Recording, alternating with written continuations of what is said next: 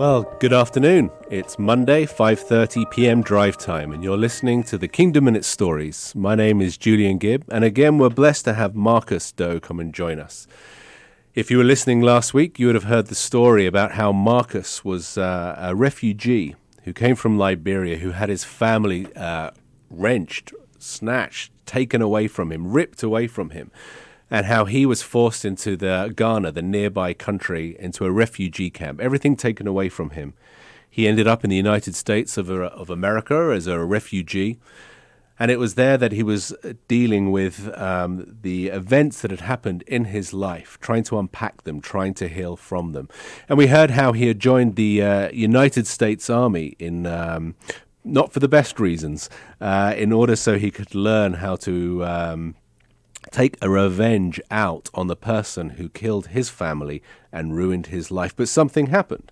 Marcus was saying something happened. He was reading scripture, and scripture said that those who forgive will be forgiven. And so now we're back at the point where Marcus has gone back to Liberia in order to find the man who killed his family, killed his father. And so Marcus, let's go from there. So you're back in Liberia. It's 20 years after the event took place. You changed, the country has changed, and now you are seeking the man who killed your father. But you were saying that at the time of the murder, it probably wasn't a man. It was a boy. It could have been a boy, but it was a man. It was a man. So I buy the ticket. I go to Liberia, and I arrive at 2 points where I want to meet this man, but I also haven't seen my family in 20 years, Julian. So the plane lands in Liberia, and it's just, I can feel the heat. I can feel the country. And I get there, and even though it's my home country, I have to line up, which is kind of odd, in the foreigners line, because I'm an American citizen at this point. So I get to Liberia, and I get home. I get to the house that I grew up in, and my brothers are there. All three of them I get to see, and we stay up all night having just the conversation of conversations of conversations, the mother of conversations, because we have 20 years of catching up to do, right? I know them, but I don't really know them. If you know, it's a strange feeling to sit with someone that you know, but you've gone so far apart that you don't really know. Few people know what I'm trying to express here. So we sat and we talked and we cried and they shared their stories. And I'm in Liberia for 5 weeks, and every person I ever knew is coming to visit me and see me, because in Liberia, when someone, at least at that point, when people hadn't seen you for a long time, they assumed you were dead. The war has ended, and it's been 20 years. If someone hasn't seen you in 20 years, people don't bring up other people's grief, so no one really asked about me in the neighborhood or in the schools. People didn't know I was alive. Right. So I'm in my old neighborhood, and I'm showing up to places that I used to show up to when I was 8, 9 years old, and people are shocked to see me. There was an older lady that I used to buy sugar from down the street. I walked over to her house, and I say, "Hey, it's me." And in Liberia, my name is Jungle Boy, because I was always out in the woods, always out in snakes and all those kind of things. That was my jam, fishing, all those kinds of things. So I was called Jungle Boy, barefoot, running around. Yeah. So I get to her house, and I spoke to her, and she said, "Who are you?" And I said, "It's Jungle Boy." And she nearly faints. Wow. Because she thinks she's looking at a ghost, and I have these scars on my forehead. I know this is radio, but that's how she recognized that it really was me. Yeah. Some of my elementary school friends and all these people. I was in Liberia for 5 weeks. I gained 27 pounds. 27? 27 pounds, because everyone killed a goat, fried foods. It was a feast. Hospitality. Wherever I went, it was a feast. And it was so hot, and I couldn't really drink the water, so I was drinking just sugary drinks. So I was just putting on the pounds and enjoying life.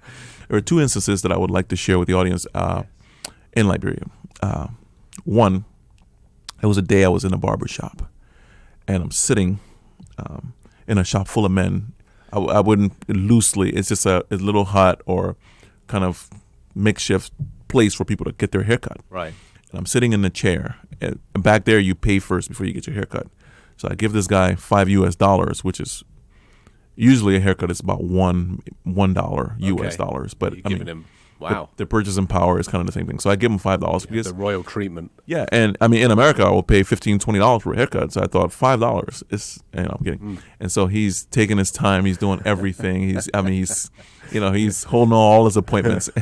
He's giving me a treatment. So we started talking, Yeah. and then he asked me. He said, "What's your name?" And I said, "My name is Marcus." And I said my last name. My last name is Doe.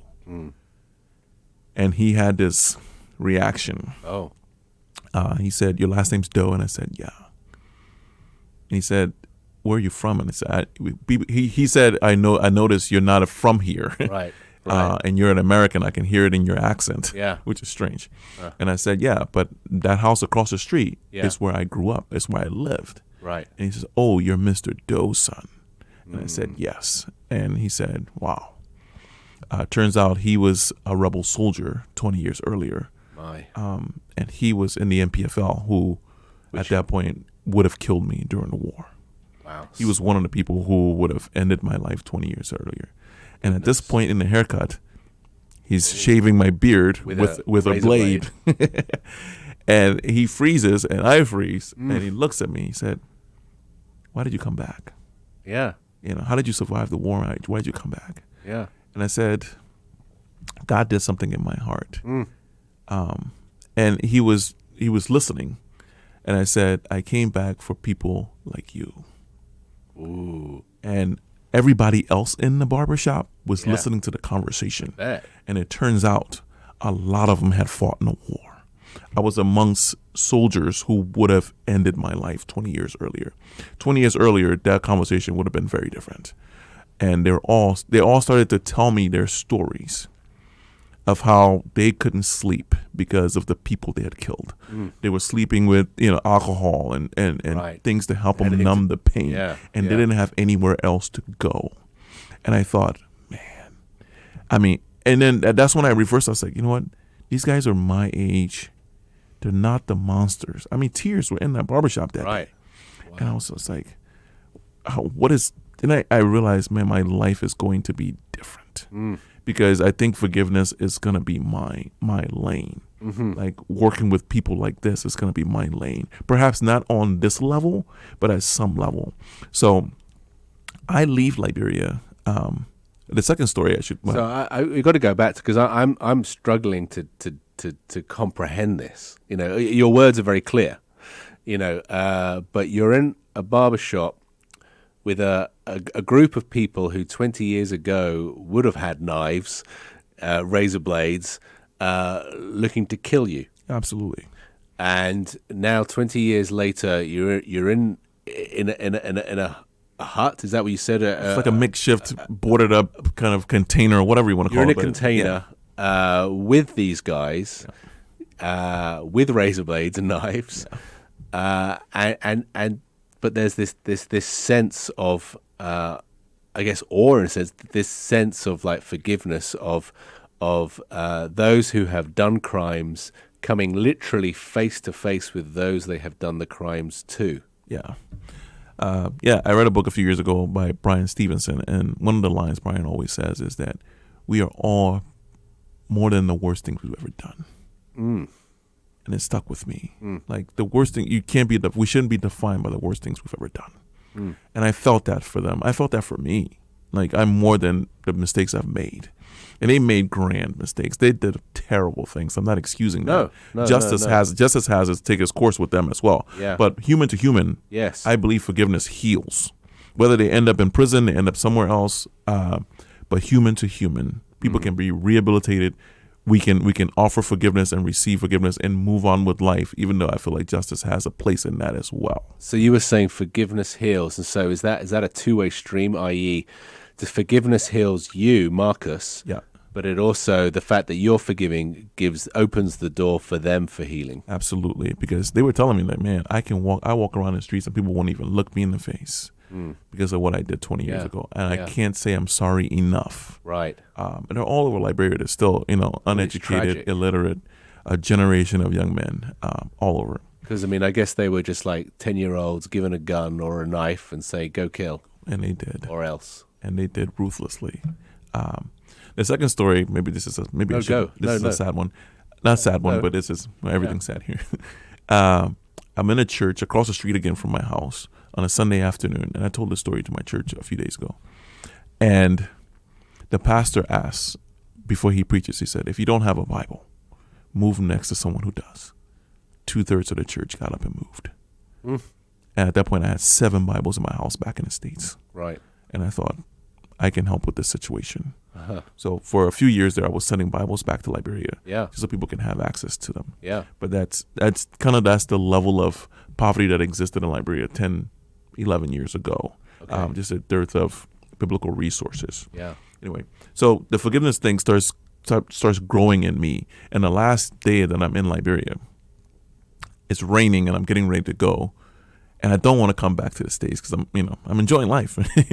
So but I know Eating well. eating very well. And so I'm praying to God. I said, God, at that point I still want to go be a politician, still want to go to law school. And I think, no.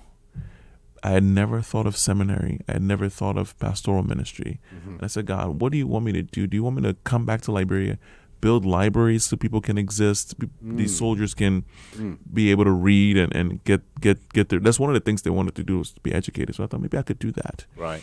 But then those dreams started to fade, and I realized this forgiveness thing is worldwide. Yeah. It doesn't have a color. It affects every single person in the world.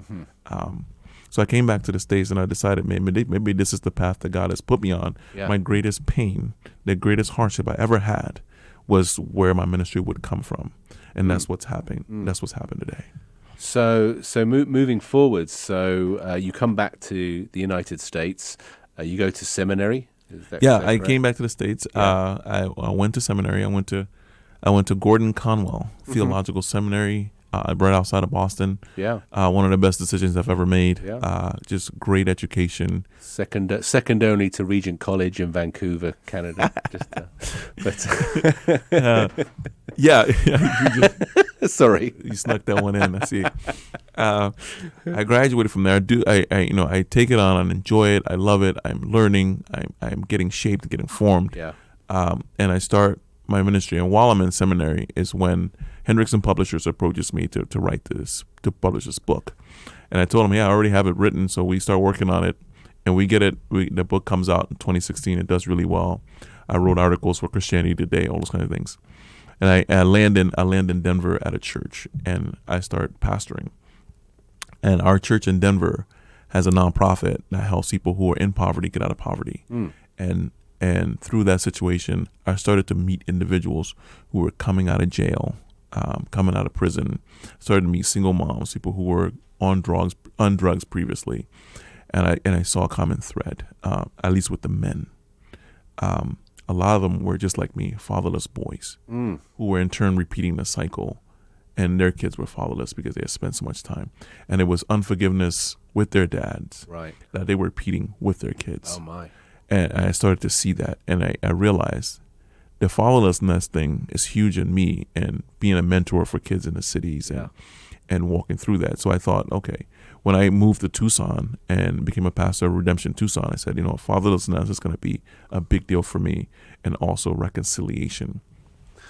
Wow. Amen. You're listening to The Kingdom and Its Stories. My name is Julian Gibb. If you just tuned in, we're listening to my new friend, Marcus. Marcus has this amazing story of becoming a refugee brought into the United States originally on a journey of murder, on a mission of murder, but now on a mission of hope and forgiveness. And we're just hearing about how he's just come out of seminary, he's working within a church, and he's helping people with their own forgiveness, how they can be set free, and how his words, how forgiveness enables people to heal. So Marcus, back to you. So you're in Denver, and you were saying that you're finding that as you were raised without a father, that brought difficulties to your life. And you said that you noticed that here, no doubt around the world, but here in the United States, that there are children or adult sons who are dealing with the issues of not having had a father raise them. So tell us more. We say it in Denver, and I will continue to say it for the rest of my life. I think this is one of the biggest frayed fabrics of American society, and my work would be to reweave that fabric. Fatherless boys produce other fatherless boys. It affects the prison system. It affects the school system. It affects relationships high and wide. Just look at your neighborhood. Look at your schools. Look at the kids who are getting in the most trouble. You will see that they don't have a father in the home or have trouble. It either drives you to great success, like a bunch of our athletes, or it cripples you severely as a boy. And the crippled stories are littered all over our cities. Right. So it's a passion of mine. I can see it, but I would love to sit down with any father who walked away from his family and would like to get reunited. And I would sit with any son who's willing to hear his father, and we can sit and have those conversations with a counselor, and we can walk through that, so at least we can reweave one relationship, one family at a time, two lives at a time. Because I met fathers who wanted to rekindle the relationship with their sons, but they didn't know how. And I've met sons who said, man, I just want some answers from my dad. I don't need anything from him, Right. but I just want to let him know that I'm actually doing okay. Right. And I want to know, like, why did you leave? Can we repair this thing? Yeah. It's a fantastic way to really reweave American society. It's such a gap. And I think we can, as a church in America, can put an emphasis on that. It would change inner cities. It would change this country. I sincerely believe that. And that as you were saying, that spans across race or country of origin, or it's everyone. And we all seem to pass on our, if left unchecked, we all seem to pass on our own problems onto our children. It's kind of like, I know before we had our kids, my wife and I were reading all these books. Congratulations, you're about to have a baby. Here's how to raise them and this and that. And it's like, they don't work. Yeah. And you have to really look inside yourself and go, how am I hindering this process? What issues do I have that need to be resolved so that I don't pass it on to my children, my two girls? And so give us some stories. Of course, we don't want names. We don't want anything that will show something out. But what sort of examples have you had when you sat down with a father and a son? What healing have you seen take place? Because you are the best person to do it. One, you come from out of the country, and you've come into the country. Two, you've been through this wilderness yourself, so you speak from example, and you've been able to heal through forgiveness. So give us some examples of how you have helped others become reunited and healed. Let me say this. When I was in school, I noticed that a lot of my friends who were I would speak for the African American demographic, didn't have fathers. A lot of my friends who have died. I'm 41 years old, and my friends that I went to high school with, some of them died on the streets. And the biggest factor I see with me moving on to going, and a lot of my friends who moved on and are living good lives, in a sense, they had their fathers. And the guys who've lost their lives did not have fathers.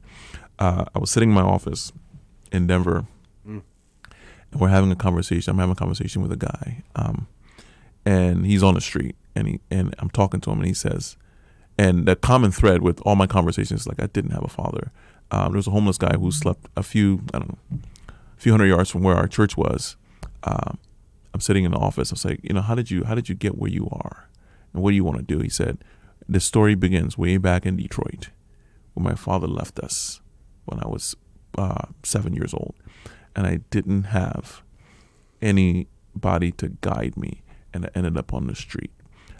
Since I've left, it's sad to say, since I left Denver in November, 4 of the guys that I work with has either taken their lives or died, and all of them did not have a father, and all of their kids will not have a father. I think people who helped me move, and I think the greatest, I guess, one of the stories I could tell. One of my friends, a good friend in Denver, is a politician doing really well. I was on a walk with him before I left Denver. This is last summer, and he said to me, "I appreciate your book. I appreciate your story, and I'm taking the steps to actually go and find my dad, because the last picture I have of him was I am at the top of the stairs as a 7-year-old with tears in my eyes, and he has his bags in his hands, and he opens the door and he walks out. He is a little bit older than I am. I think he's 44, and he hasn't seen his father since. And I thought, we're still in process of trying to find his dad, Right. so we can have that conversation.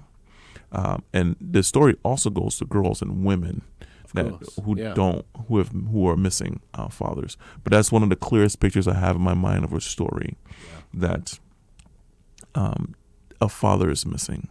Just a Saturday night, I got a phone call at 11:40 my time, so it would have been 12:40 Denver time, from a gentleman that I hadn't seen in 2.5 years. Called me and said, "Hey, I just need somebody to talk to." He's in his mid-50s. Same story. Didn't have a dad. Now was struggling with his situation. I mean, he had other grief issues. His grandma had passed away of COVID and all those kinds of things. But I just sat on the phone with him and talked for 45 minutes in the middle of the night. You know, I'm younger than he is, but it's just a camaraderie. It's like a father figure, or whatever you want to call it. Yeah. It is such a desperation situation in the States with fatherlessness. I was a teacher, and I saw it in the classroom with kids who did not have fathers in their homes or didn't have mentors in their homes. I mean, it's devastating. So, I mean, are the fathers? I mean, there must be, an element of not wanting to be reunited because of fear, because of guilt, because of them, that they rejected their family, and now if they went back knocking on the door, the fear of them being rejected by the family that they let down. And so again, it's that forgiveness and healing, and one of your quotes in your book, Catching Rice Birds, everyone go out, get it, read it, was forgiveness is not naive, it is courageous. And so, tell us about how people have been healed. Are there situations where you have been with a father and you have been with a son, and that they have reunited, that they have started talking, that they have started the forgiveness / healing process? There's one story, I think, of a guy who came through the program in Denver, and he desperately wanted to be reunited with his kids that he had walked away from. And we invited him, and I was having a conversation with him, and he said, "Man, I really want to do this, but I don't want anybody to be there when I do this." And he worked with him, had the conversation with his son, and one day he and his son was older, walked in the building. I think his son was in his 30s, and they both walk into the building at the same time. He said it's not perfect, but we're working through it. And his son was, still trying to wrestle with the past and all those kind of things.